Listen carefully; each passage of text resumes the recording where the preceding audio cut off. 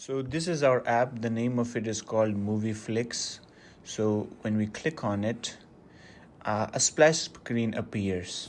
So this has the name and the logo of our app. Now here we are at the user authentication activity. So first of all, we're using Firebase. As you can see in the Firebase menu that none of the users have been registered yet.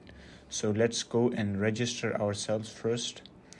Let's type in an email. The email should be a properly formatted email. So as you can see here, we're using a email format. So let's just do a demo first. gmail.com and then have some password 1234, another password 1234. Now when we come here to sign up, this will tell us that this is not a correct format. So I really need an @gmail.com or @hotmail.com domain. Without that, it won't register for me. So let's just say yusuf@gmail.com. And then, so now the email, it is okay and it's fine now. For the password, it needs to be longer than 8 characters. So let me have a password of 1, 2, 3, 4, 5, 6, 7, 8. And then now when I sign up, it says that I need to confirm that password 1, 2, 3, 4, 5, 6, 7, 8.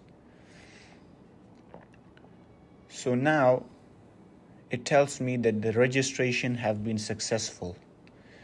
So when you come here to the Firebase page and you refresh it, you can see I'm registered already. The email is here and the password in its hash form is here. So now when I go back and record, so yusuf@gmail.com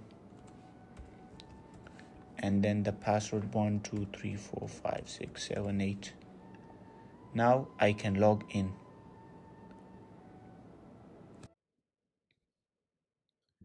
And so here we are at the movie's catalog page. As you can see, we've implemented Recycler View, and each movie is divided into a card of its own. So here's the poster of the movie, the name of the movie, and the price of the movie.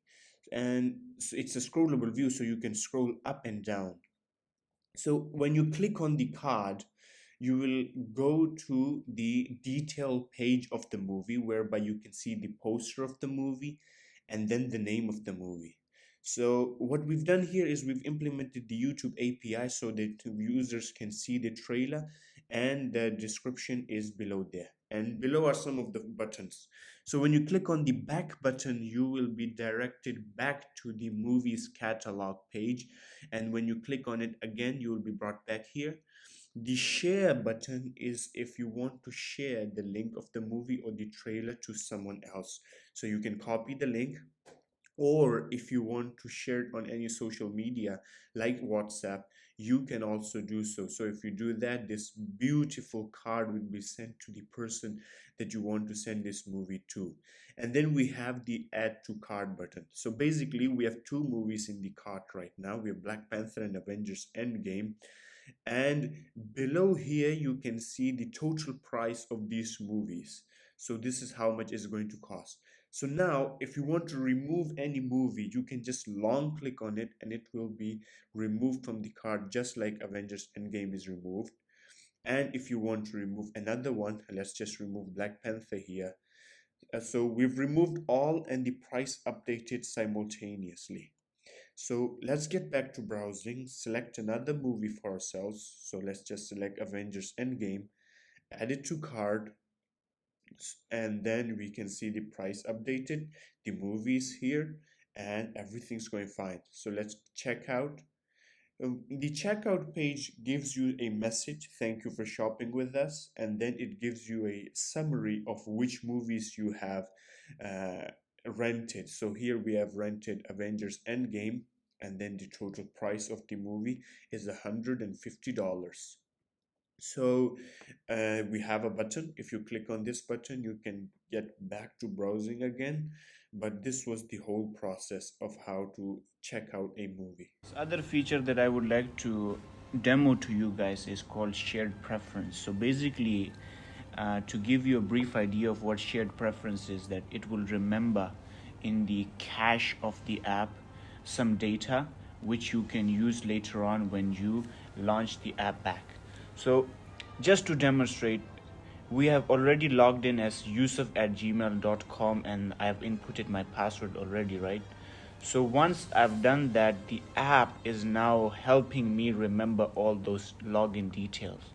So if I go out of the app, totally get it out of the RAM, and then relaunch it, and then when the splash screen appears, so now you can see all those details are here. And that's was so this is a benefit to the users. The users will not have to type everything all over again, and when I click login, I can log back in. This can happen for any other users also. For example, if there are multiple users, this shared preference feature would remember the last login person. So let's create a new ID. So for example, harris@gmail.com, and then let's create another password, 1234567 and then 1234567, then sign up. So another user have been created. So harris@gmail.com, and then when I log in, so now the app is helping me remember the last login details, which is harris@gmail.com account. So when I log back in, what I should see right now is harris@gmail.com and login, and that is the shared preference feature.